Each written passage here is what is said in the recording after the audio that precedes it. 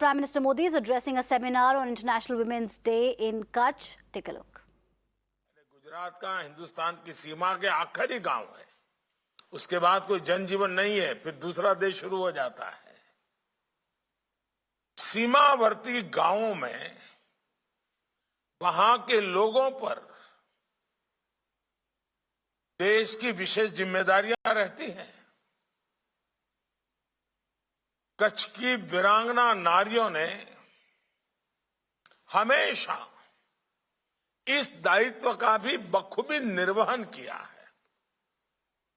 अब आप कल से वहां हो, शायद जरूर आपने किसी न किसी से सुना होगा, 1971 का जब युद्ध चल रहा था 1971 में, युद्ध में दुश्मनों ने भूज के एयरपोर्ट पर हमला बोला, एयरस्ट्रिप पर बम वर्षा की और हमारी जो हवाई पट्टी थी उसको नष्ट कर दिया। ऐसे समय, युद्ध के समय, एक और हवाई पट्टी की जरूरत थी। आप सबको गर्व होगा, तब कच्छ की महिलाओं ने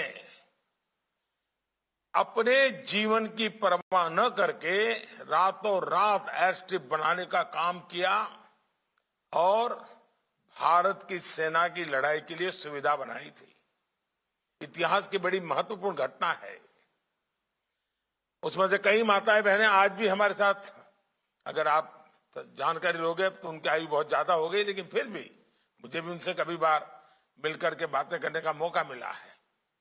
लेकिन महिलाओं के ऐसे असाधारण साहस और सामर्थ्य की इस धरती से हमारी मातृशक्ति आज समाज के लिए एक सेवा यज्ञ शुरू कर रही है। माताओं बहनों, हमारे वेदों ने महिलाओं का आह्वान पुरंदी ही योषा ऐसे मंत्रों से किया है। यानी महिलाएं अपने नगर, अपने समाज की जिम्मेदारी संभालने में समर्थ हो, महिलाएं देश को नेतृत्व दें।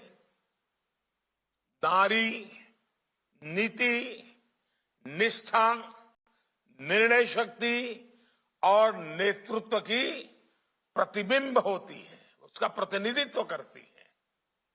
इसलिए हमारे वेदों ने, हमारी परंपरा ने ये आह्वान किया है कि नारी सक्षम हो, समर्थ हो और राष्ट्र को दिशा दे।